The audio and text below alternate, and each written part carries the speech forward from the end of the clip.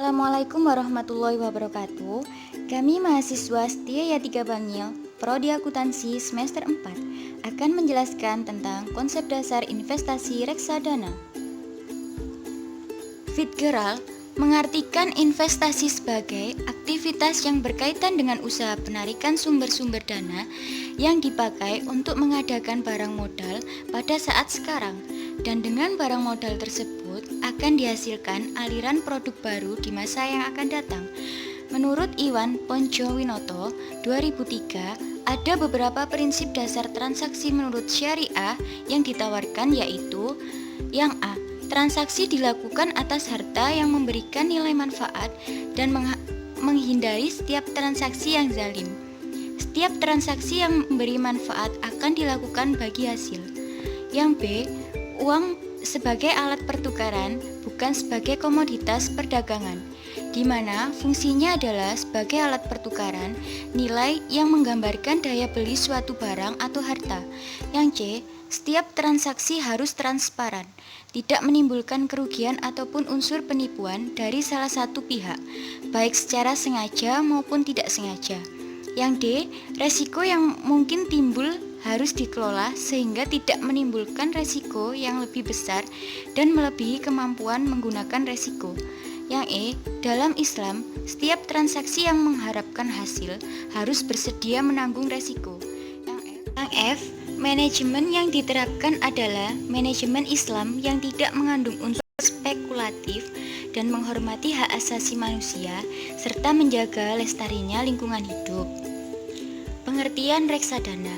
Reksadana menurut Undang-Undang Pasar Modal Nomor 8 Tahun 1995 Pasal 1 Ayat 27 adalah wadah yang dipergunakan untuk menghimpun dana dari masyarakat pemodalan untuk selanjutnya diinvestasikan dalam portofolio efek oleh manajemen investasi.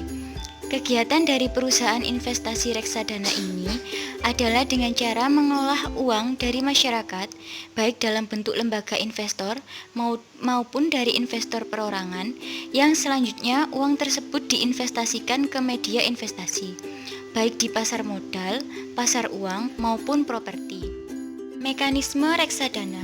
Perusahaan pengelola reksadana ini muncul dalam rangka mengkoordinasikan para investor, baik besar maupun kecil, yang ingin menawarkan dananya ke berbagai media investasi. Dan selanjutnya, dana tersebut akan dikelola secara profesional. Berikut gambaran mekanisme kegiatan reksadana. Seperti gambar di samping. Dimulai dari investor melakukan pembelian reksadana melalui manajer investasi dengan menyetorkan dananya melalui bank kustodian. Kemudian, manajer investasi akan mengelola dana investor dengan melakukan pembelian atau penjualan instrumen investasi seperti saham, obligasi, atau pasar uang sesuai dengan jenis reksadana yang dibeli oleh investor. Kemudian pembelian atau penjualan instrumen investasi oleh manajer investasi dilakukan melalui perantara pedagang efek. Bila investor melakukan penjualan atau redemption, reksadana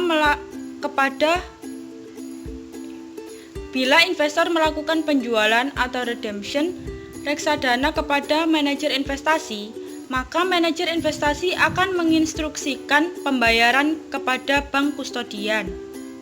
Kemudian, bank kustodian akan mengirimkan dana penjualan reksadana ke investor.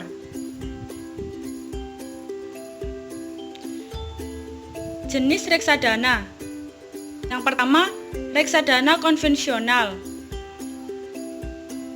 1. Reksadana saham adalah reksadana yang melakukan investasi sekurang-kurangnya 80% dari portofolio yang dikelolanya ke dalam efek bersifat ekuitas atau saham. Yang kedua, reksadana pendapatan tetap adalah reksadana yang melakukan investasi sekurang-kurangnya 80% dari portofolio yang dikelolanya ke dalam efek bersifat hutang seperti obligasi. Yang ketiga, reksadana pasar uang adalah reksadana yang melakukan investasi 100% pada efek pasar uang, yaitu efek hutang yang berjangka kurang dari 1 tahun. Reksadana pasar uang merupakan reksadana yang memiliki risiko terendah namun juga memberikan return yang terbatas. Yang keempat, reksadana campuran adalah reksadana yang melakukan investasi dalam efek ekuitas dan efek hutang yang perbandingannya tidak termasuk dalam kategori reksadana pendapatan tetap dan reksadana saham. Kemudian, jenis reksadana yang kedua adalah reksadana terstruktur. Penjelasannya yang pertama, reksadana terproteksi adalah reksadana yang memberikan jaminan kepada para investor bahwa dana yang diinvestasikannya pada produk reksadana terproteksi diharapkan sekurang-kurangnya tetap sama dengan jumlah investasi awal. Alokasi dana pada reksadana terproteksi ini diwajibkan pada efek utang dan obligasi. Yang kedua, reksadana penjaminan adalah reksadana yang memberikan jaminan atas nilai investasi awal pada saat jatuh tempo. Namun, penjaminan bukan dilakukan oleh manajer investasi, tetapi melakukan penjaminan oleh pihak ketiga seperti asuransi. Yang ketiga, reksadana indeks. Reksadana yang alokasi dananya ditempatkan pada efek yang menjadi bagian dari suatu indeks yang menjadi acuannya. Misalnya saham yang masuk dalam indeks LQ45, indeks Kompas 100 dan indeks-indeks yang lainnya. Yang C, reksadana exchange traded fund. Reksadana ETF adalah suatu bentuk reksadana di mana aset portofolionya didasarkan pada suatu indeks tertentu. Kemudian, unit penyertaannya dicatatkan dan diperdagangkan di Bursa Efek Indonesia dengan menggunakan jasa broker seperti halnya saham yang diperdagangkan di Bursa Efek. Yang D, reksadana real estate. Reksadana real estate adalah suatu jenis reksadana di mana manajer investasi membeli dan mengelola gedung, misalnya gedung apartemen atau gedung perkantoran. Selanjutnya, para investor akan menerima secara periodik pendapatan uang sewa gedung tersebut setelah dikurangi biaya pengelolaan gedung. Jenis reksadana ini belum pernah dikeluarkan di Indonesia. Yang E, reksadana syariah. Menurut fatwa nomor 20/DSN MUI /4/2001, yang dimaksud reksadana syariah adalah reksadana yang beroperasi menurut ketentuan dan prinsip-prinsip syariah Islam, baik dalam bentuk akad antara pemodal sebagai pemilik harta dengan manajer investasi sebagai wakil syahibal mal, maupun antara manajer investasi sebagai syahibal mal dengan pengguna investasi. Reksadana syariah merupakan produk keuangan yang mengacu pada sistem keuangan syariah dengan berpedoman pada kaidah-kaidah Islam. Pada dasarnya, reksadana syariah dan reksadana konvensional memiliki persamaan baik dalam bentuk sifat dan karakteristiknya. Yang membedakan hanya pada prinsip operasional dan pengelolaan portofolio investasinya yang menerapkan prinsip syariah. Perbedaan mendasar antara reksadana syariah dan konvensional. 1. Kelembagaan. Lembaga keputusan tertinggi syariah dalam hal keabsahan produk adalah Dewan Pengawas Syariah atau DPS yang beranggotakan beberapa alim ulama dan ahli ekonomi syariah yang direkomendasikan oleh Dewan Pengawas Syariah Nasional Majelis Ulama Indonesia atau DSN MUI. Proses kinerja dan transaksinya akan terus diikuti perkembangannya agar tidak keluar dari jalur syariah yang menjadi prinsip investasinya. 2. Hubungan investor dengan perusahaan. Dalam sistem bagi hasil mengenai keuntungan dan kerugian, maka hubungan investor dengan perusahaan yang dimaksud adalah adanya kesepakatan antara kedua belah pihak dengan sistem mudharabah. 3. Kegiatan investasi reksadana syariah. Berinvestasi dengan reksadana syariah dapat dilakukan kapan saja sepanjang tidak bertentangan dengan prinsip syariah yang ditentukan oleh Dewan Pengawas Syariah. 4. Adanya akad. Dalam investasi reksadana syariah, terdapat akad antara pemodal atau investor dengan manajer investasi yang dilakukan dengan sistem wakalah. Sedangkan antara manajer investasi dengan pengguna investasi dilakukan dengan sistem mudharabah. Manfaat dan risiko reksadana. Keuntungan melakukan investasi pada produk reksadana diantaranya adalah sebagai berikut. Yang pertama, dikelola oleh manajemen profesional.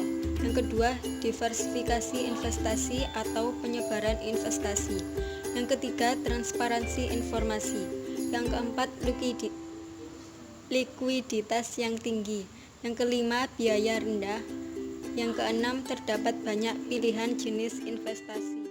Resiko reksadana. Untuk melakukan investasi reksadana, investor harus mengenal jenis resiko yang berpotensi timbul apabila membeli reksadana. Resiko tersebut diantaranya 1. Resiko menurunnya NAV atau nilai aktiva bersih unit penyertaan. Penurunan ini disebabkan oleh harga pasar dari instrumen investasi yang dimasukkan dalam portofolio. Reksadana tersebut mengalami penurunan dibandingkan dari harga pembelian awal. Yang kedua, resiko likuiditas. Potensi resiko likuiditas ini bisa saja terjadi apabila pemegang unit penyertaan reksadana pada salah satu manajer investasi tertentu ternyata melakukan penarikan dana dalam jumlah yang besar pada hari dan waktu yang sama. Yang ketiga, resiko pasar. Resiko pasar adalah situasi ketika harga instrumen investasi mengalami penurunan yang disebabkan oleh menurunnya kinerja pasar saham atau pasar obligasi secara drastis. Yang keempat, resiko default. Terjadi jika pihak manajer investasi tersebut membeli obligasi milik emiten yang mengalami kesulitan keuangan, padahal sebelumnya kinerja keuangan perusahaan tersebut masih baik-baik saja. Terakhir, kesimpulan, reksadana adalah salah satu instrumen investasi yang dapat dijadikan pilihan dalam berinvestasi selain tanah, emas, properti, maupun saham. Reksadana dapat menjadi pilihan investasi bagi masyarakat luas, terutama yang memiliki keterbatasan modal atau keuangan, memiliki keterbatasan waktu, maupun keterbatasan kemampuan mengelola keuangan. Di antara sekian banyaknya pilihan investasi, maka investasi pada reksadana adalah yang paling sederhana dan sangat mudah, hanya dengan melakukan pembelian pada unit penyertaan dengan nominal yang sangat rendah, maka seseorang telah menjadi bagian dari investor reksadana.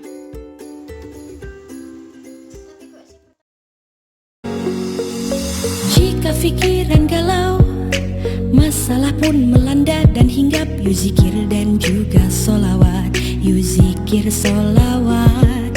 Ya Rabbi bil Mustafa, balik makosidana wakfir lana mamago, ya wasi'al karami yeah. Ada sebuah penyakit merasa diri selangit, pada sesama pun pelit, pahala pun sedikit, selalu cinta dunia dan takut mati juga. Itulah yang dinamakan penyakit hati waham, yeah. Terkadang iman naik, terkadang iman turun, yeah. Oleh karena itu jagalah hati kita. Jika pikiran galau, masalah pun